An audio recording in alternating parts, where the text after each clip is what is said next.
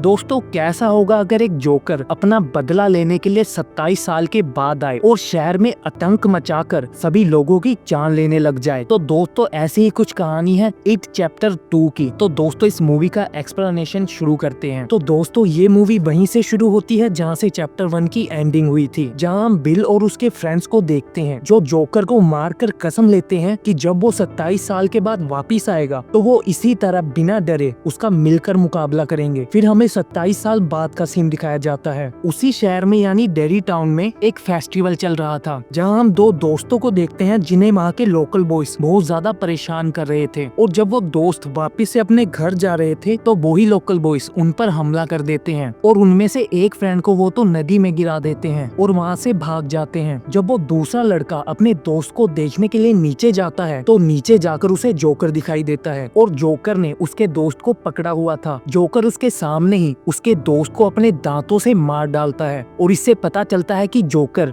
जो कि पूरे 27 साल के बाद वापस आ चुका है। फिर हमें माइक को दिखाया जाता है जो कि अब जवान हो चुका था। उसे रेडियो पर जब ब्रिज के नीचे एक लाश मिलने की खबर मिलती है तो वो जल्दी से देखने के लिए उसी जगह पर आ जाता है और वो देखता है कि ब्रिज के पिलर पर कम होम लिखा हुआ है, यानी कि जोकर जो कि 27 साल के बाद वापस आ गया है। वो घर आकर अपने बाकी के दोस्तों के कॉन्टैक्ट नंबर ढूंढकर उन्हें कॉल करता है क्योंकि उसके बाकी के सभी दोस्त उस शहर को छोड़ चुके थे। वो सबसे पहले बिल को कॉल करता है जो कि एक मशहूर राइटर बन चुका था। वो बिल को सब कुछ बता देता है। फिर वो बेन को कॉल करता है जो कि एक बड़ा बिजनेसमैन बन चुका था और वो उसे भी वापस आने के लिए बुला लेता है। फिर वो सारा को कॉल करता है जो कि एक रिच आदमी की वाइफ बन चुकी थी। तभी उसका हस्बैंड आकर उस पे अपना गुस्सा निकालने लग जाता है और फिर सारा अपने पति को मारकर वहाँ से भाग आती है। फिर वो सारे फ्रेंड्स डेरी टाउन में वापस आ जाते हैं और सभी अपने बचपन की यादों को ताजा कर बहुत ज्यादा खुश थे। और फिर माइक सभी को याद दिलाता है कि उन्होंने 27 साल पहले एक कसम ली थी कि जब जोकर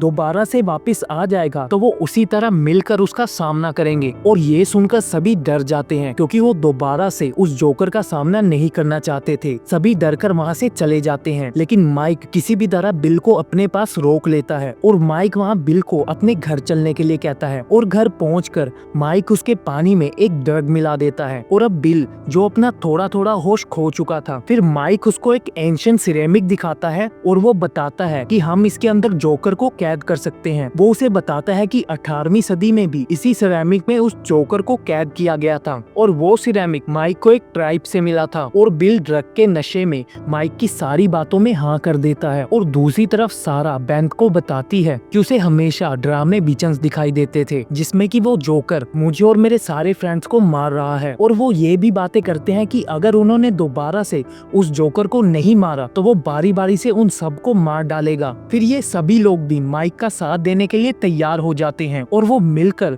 जोकर को मारने का प्लान बनाते हैं। बिल उन्हें बताता है कि जोकर को मारने के लिए उन्हें एक रिचुअल परफॉर्म करना पड़ेगा और इस रिचुअल में उन्हें अपनी पास्ट की सभी चीजों को लाकर जलाना पड़ेगा और वो ये सब उसी एंशिएंट सिरेमिक में करेंगे। और सभी अपनी अपनी पास्ट की चीजों को ढूंढना शुरू कर देते हैं। सारा अपने पुराने घर पर जाती है जहाँ वो अपने फादर के साथ रहा करती थी। वो एक लेडी से मिलती है जो कि अब वहाँ पर रह रही थी। सारा एक दीवार के नीचे से उस लेटर को निकालती है जो कि पहले पेन ने उसको दिया था। तभी वो बूढ़ी औरत एक डीमन में बदल जाती है और उस पर हमला कर देती है, लेकिन सारा किसी तरह से उस लेटर को लेकर वहाँ से भाग आती है। बिल उसी सीवर के पास जाता है जहाँ की वो जोकर उसके छोटे भाई को लेकर चला गया था। बिल वहाँ बैठकर चिल्लाता है कि इतने सारे बच्चों में उसने उसी के छोटे भाई को क्यों चुना। तभी वहाँ सीवर के नीचे से जोकर की आवाज आती है और वो कहता है कि मुझे तो बिल चाहिए था और बिल नहीं मिला तो इसलिए मैंने उसके छोटे भाई को ही उठा लिया। तभी उसे उस सीवर में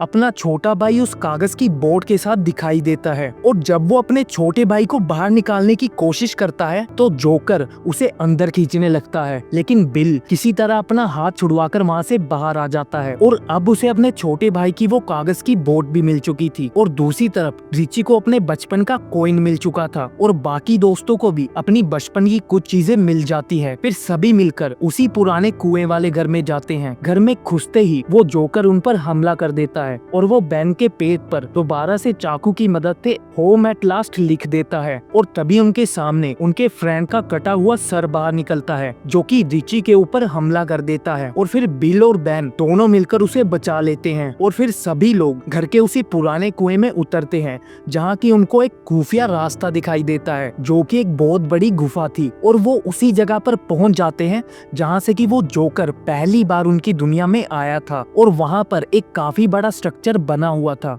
उसके बीचों बीच माइक उसी सिरेमिक को रख देता है और उसमें आग लगा देता है। सभी लोग अपनी अपनी चीजों को उस सिरेमिक में डाल देते हैं और फिर वो एक दूसरे का हाथ पकड़कर उस रिचुअल को स्टार्ट करते हैं। और रिचुअल शुरू होते ही उनके ऊपर से 3 लाइट्स नीचे आती है और वो तीनों लाइट्स उस सिरेमिक के अंदर आ जाती है। फिर माइक उसे ढक देता है लेकिन उसके अंदर से एक बहुत बड़ा रेड बलून निकलता है जो कि बहुत बड़ा होकर फट जाता है। तभी वहाँ पर जोकर आकर उन्हें बताता है कि माइक ने तुम्हें इस रिचुअल के बारे में पूरा नहीं बताया है कि जो भी इस रिचुअल में शामिल होगा वो खुद भी मारा जाएगा।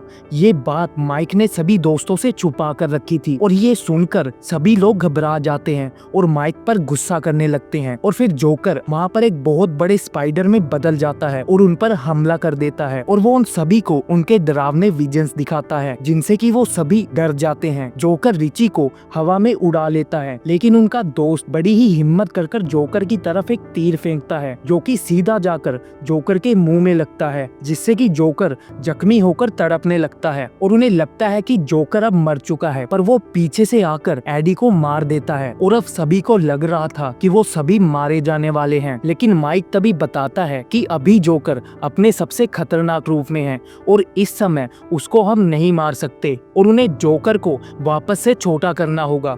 वो दोबारा से एकजुट होकर उसका मुकाबला करते हैं और उसका मजाक उड़ाते हैं। वो उसका इतना मजाक उड़ाते हैं कि वो वापस से साइज में छोटा हो जाता है और जब वो बिल्कुल छोटा हो जाता है तो माइक उसका दिल निकाल लेता है। फिर सभी मिलकर उसके दिल को अपने हाथों से क्रश कर देते हैं और फाइनली अब जोकर मारा जा चुका है। और फिर वो अपने फ्रेंड एडी को देखते हैं जिसे कि जोकर ने मार दिया था और यहीं पर इस मूवी का एंड हो जाता है। तो दोस्तों आपको ये मूवी कैसी लगी प्लीज कमेंट कर बताना और ये वीडियो अच्छी लगी हो तो इस वीडियो को लाइक कर दीजिए और चैनल को सब्सक्राइब कर दीजिए ताकि आप आने वाली और ऐसी वीडियोस को देख सकें। तो दोस्तों मिलते हैं अब अगली वीडियो में।